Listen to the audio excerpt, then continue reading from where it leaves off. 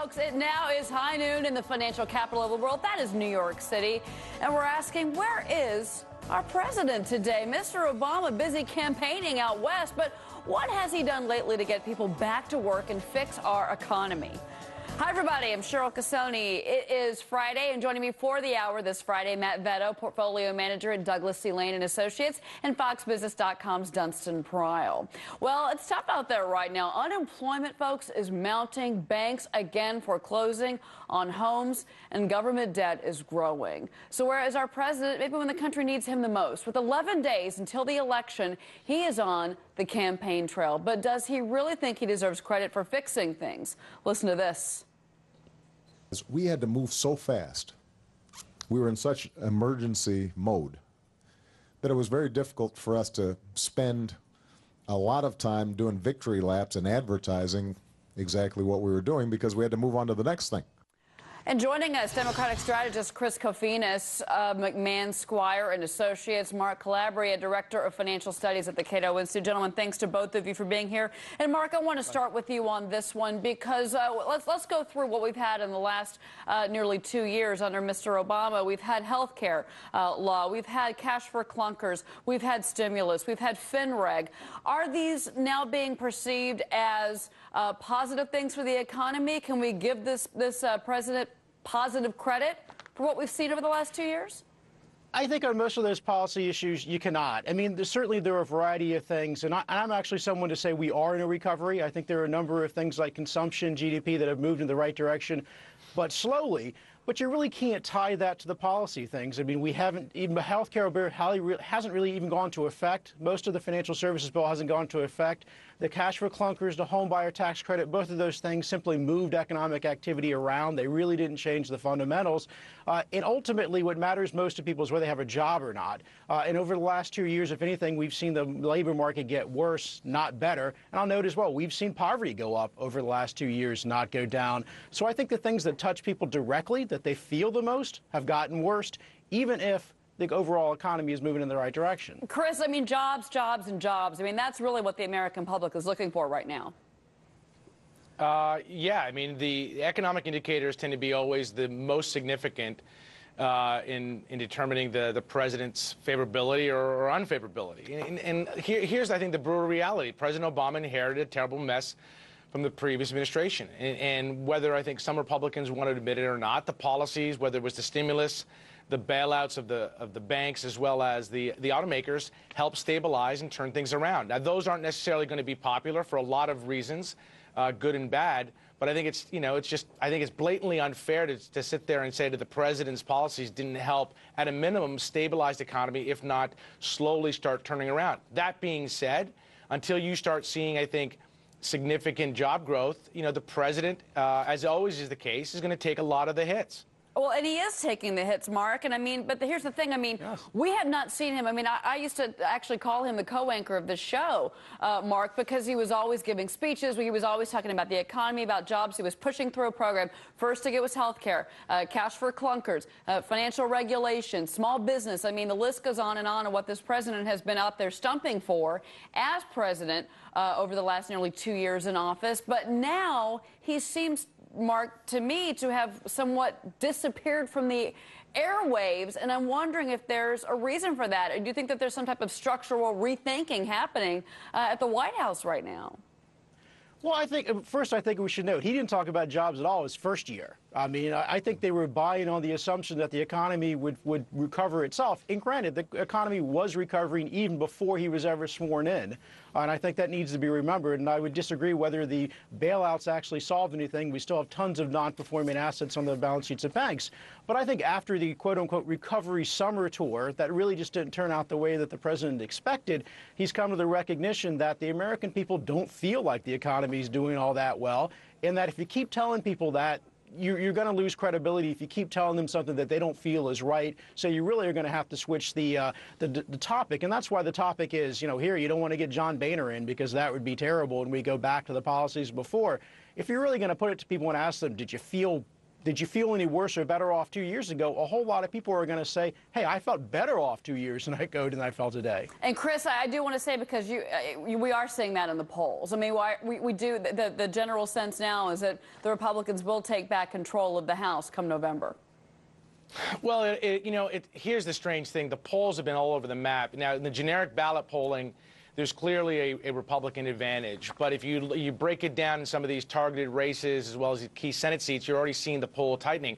Listen, I think at the end of the day, it's really simple. If Republicans are as energized as some of these polls indicate, it's going to be a bad election day for the president. And for Democrats, and that's just the brutal reality of politics. That being said, I mean, to go back to a point that my friend said, the notion that the president and Democrats have been talking about jobs, for the first years is laughable. Of course he was.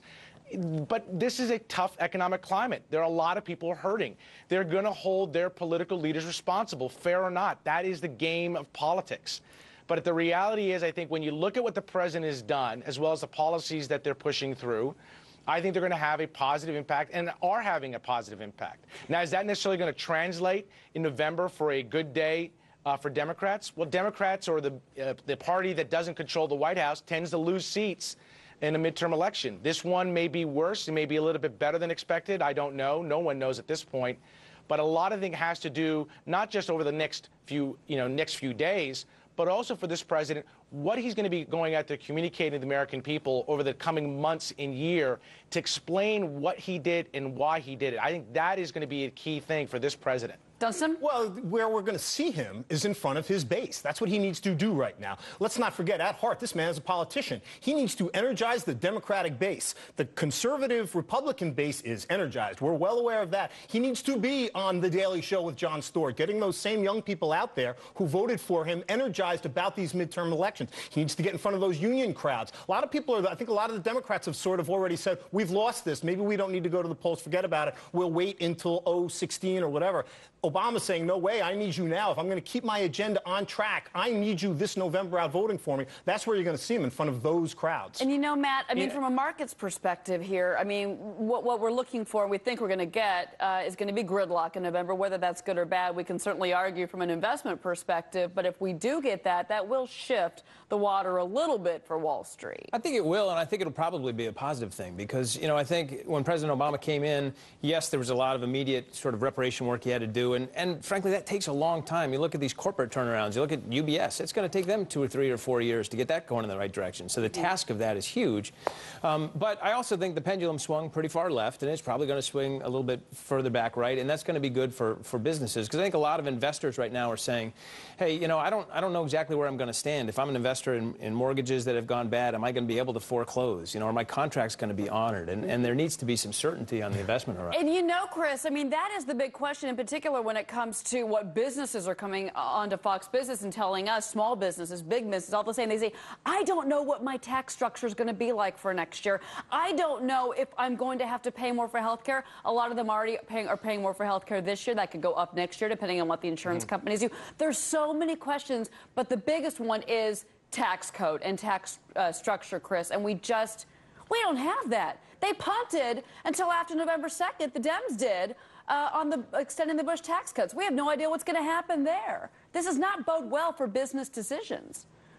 Well, I mean, here's, I think, the one, I think, easy conclusion, if I may say that, with respect to what the outcome of this November election is going to be. The American people are saying clearly to both parties, and I think this is going to be a clear message to Republicans who I hope are not going to be dancing a jig on Election Day thinking that somehow there was an ideological shift back to the Republican Party or the Republican philosophy. Well, they're really angry. They're really angry, I think, at politics as usual. What they're saying is, I think in this election, because both parties have very low favorables in poll after poll after poll. That is very rare. You tend to have one party up when the other party is down.